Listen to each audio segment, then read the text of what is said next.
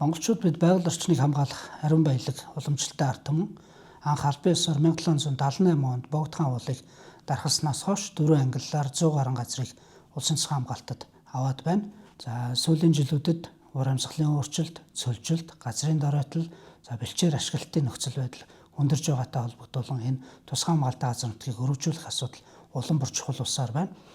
За 2024 оны жилийн эцсийн мал тооллогын дүнгээр 57.6 сая мал тоологдсон.